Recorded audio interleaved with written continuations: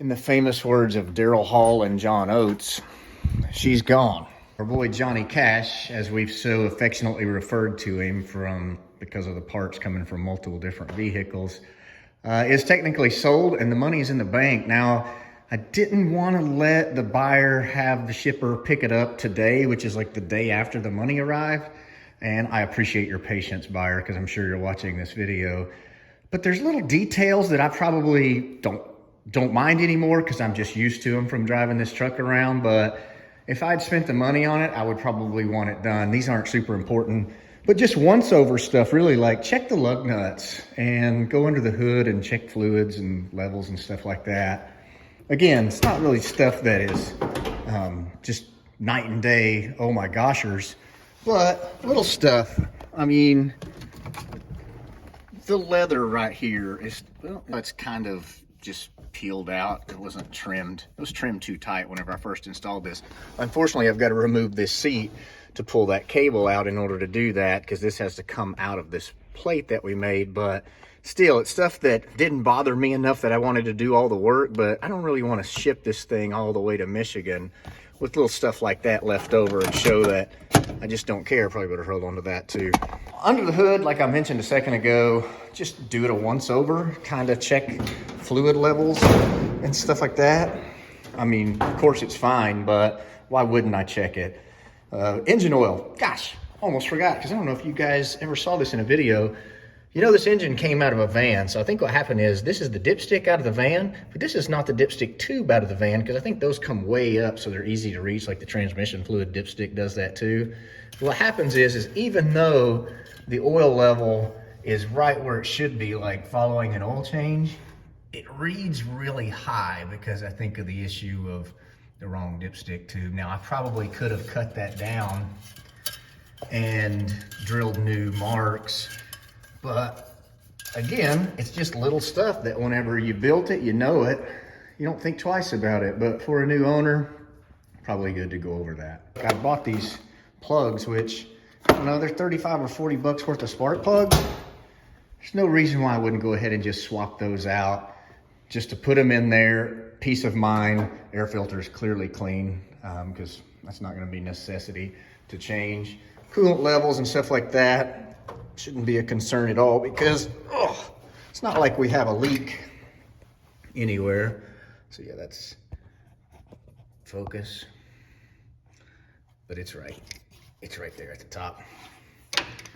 So I don't know if I ever showed you guys this, but I did put this catch can under here. There it is. You can see this guy right there. If it gets kind of hot, it could blow past the radiator cap, which lets it just drip coolant on the ground. It's not cool. So that is mounted underneath there. I just don't remember ever covering that in the video, so now it has been. We will check some of the super simple things too, like blinkers and headlights, high beams, reverse lights, brake lights, did I say that already? And tire pressures, because these are easy things to do, but just sort of a peace of mind for me. If this thing's gonna ship all the way across or halfway across the country, I'd like to know that I at least looked it over. Got the seat pulled out. Kind of a pain in the butt. Oh, this stuff's moved out of the way as well. Whoever designed this Fusion head unit should have made it, or this Fusion Marine unit, should have made it removable from the control, instead of the only place you can unhook it is at the control module, which is somewhere else. In my truck, it happens to be under the seat. So this had to be fished all the way back up and out so I could take this off so I can recover that plate. Kind of a pain in the butt. Also, I don't know if you guys remember this or not, but pro tip to you, if you're gonna run one of these Holleys, go ahead and put a pigtail in there. Basically, there's a Y in the harness. One end goes to the 3.5-inch display, and the other side goes to this USB-A, which can be used in a laptop to tune the software in the truck instead of having to remove the SD card and read it, reprogram, put it back in. You can just do it live right here. I don't know, you may spend another $40 or $50 or so, probably $100 now in 2023 to have this with your Holley, but it's worth every dime if you're gonna have it tuned. I've got this recovered and made sure there was plenty of extra material to fold over, so that ought to look nice pinned up against the dash instead of that little slack. Now I just need to make these cuts so we can install our stuff back in here. I don't have to cut it all up too much. This material will stretch, but we don't want it to stretch too much and show pull marks in it.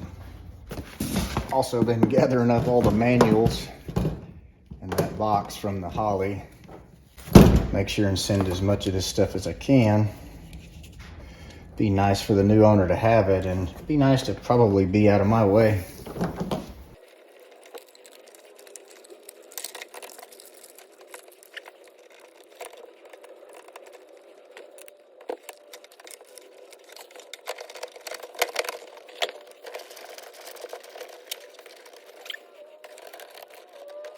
Now, no more edges sticking out.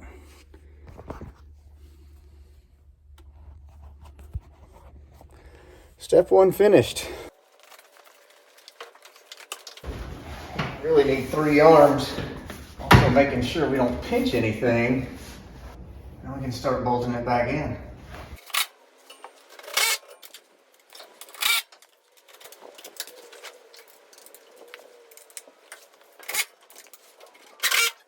You know, I've always put just a little dab of anti-seize on spark plug threads. Probably some old mechanic that I learned from told me to do it so they'd come out easier. Back when you change spark plugs all the time. On the new cars, I don't think it matters. They stay in there for 100,000 miles, so unless the factory uses it, it's not going to do you much good, because you may change spark plugs one time in your lifetime of ownership. You know, and I think a real common problem is people tend to over tighten spark plugs. You can honestly run them all the way into the bottom by hand and start your car up, and you probably never know the difference, but you do want to snug them. Some of them have like this collapsible crush ring. You can just kind of feel it give away when you tighten them up. And for the most part, probably less than a quarter turn once they've reached full insertion. Since we're super nice guys, we're also going to put some fresh oil in this unit. Date and label your filter. You're welcome. Last drive. This truck's awesome.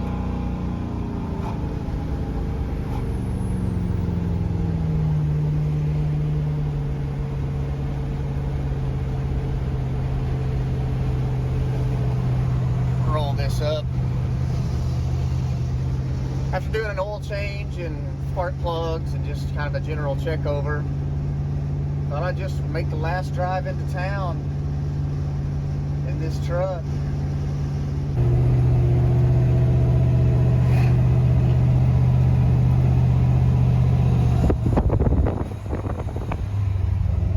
Oh, might need to get a little gas in here.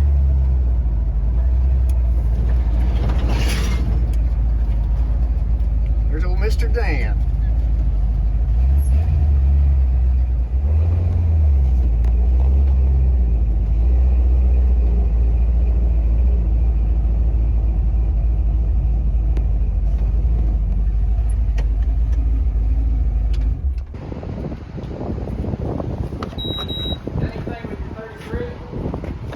Oh, I don't have one, Dan. Mr. No, wasn't this guy.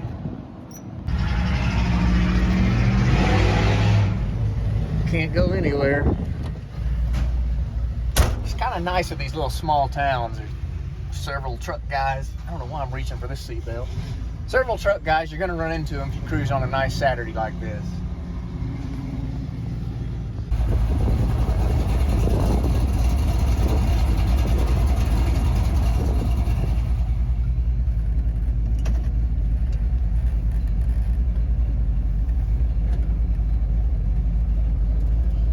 got some gas.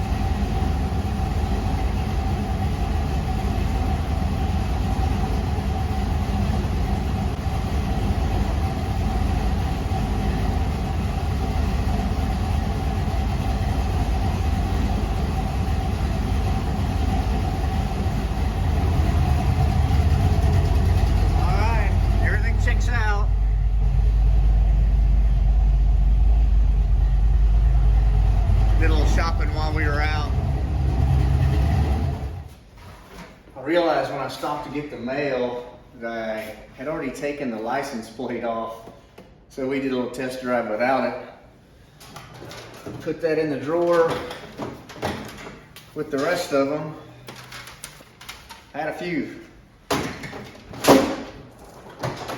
The things I thought would be cool is kind of type up this little paper of congratulations with sort of quick reference guide to the truck, like the radio and just cranking it with the Holley, let the key stay on for a second, type of oil, filter, spark plugs, I don't know, just a little bit about the engine. Oh, part number for the hoses to use if you're ever somewhere and you need to buy the hose, upper and lower, and what the belt part number is.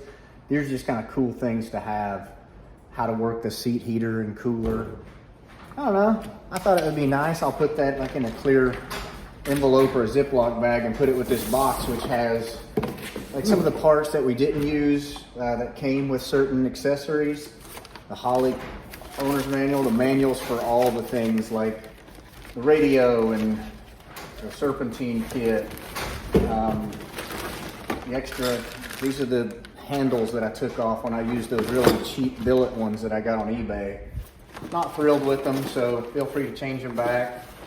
The extra battery cutoff key. Thought it'd be cool. I certainly don't need this stuff, but maybe it would be nice to have. So we'll package that up and throw it in the cab. And then, like we said a couple times maybe already, the extra material that was bought when we had the seats covered is in the bed of the truck. And I almost forgot, American Racing sent 2 heights of center caps, and their O-ring is what maintains them into the wheel. I could use the short ones because I don't have like a center hub or something that sticks out extremely far, so that's what's on there. But I've got all of these, so I can throw in that box too, send with it.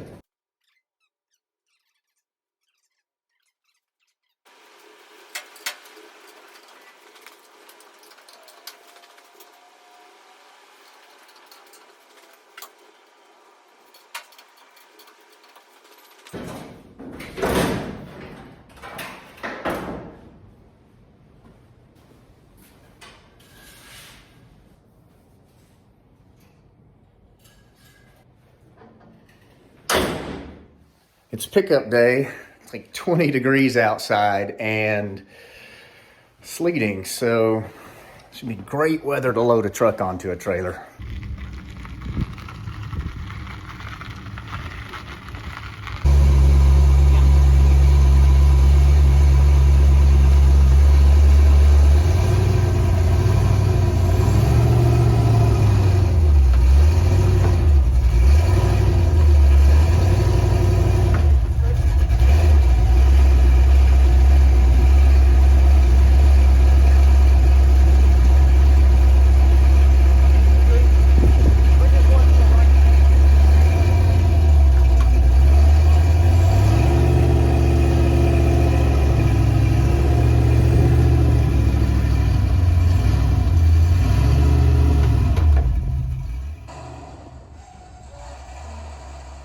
don't think it really hit me until we started putting the straps on that truck that it was really leaving. It's been about a year and a half since the day we picked it up.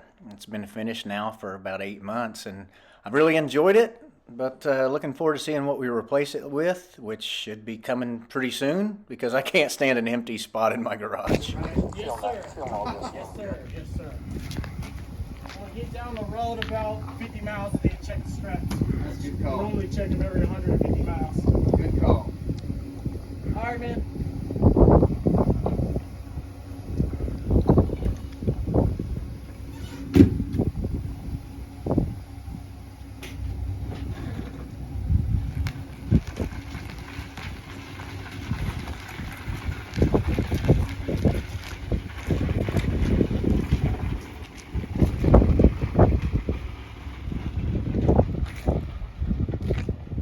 All good.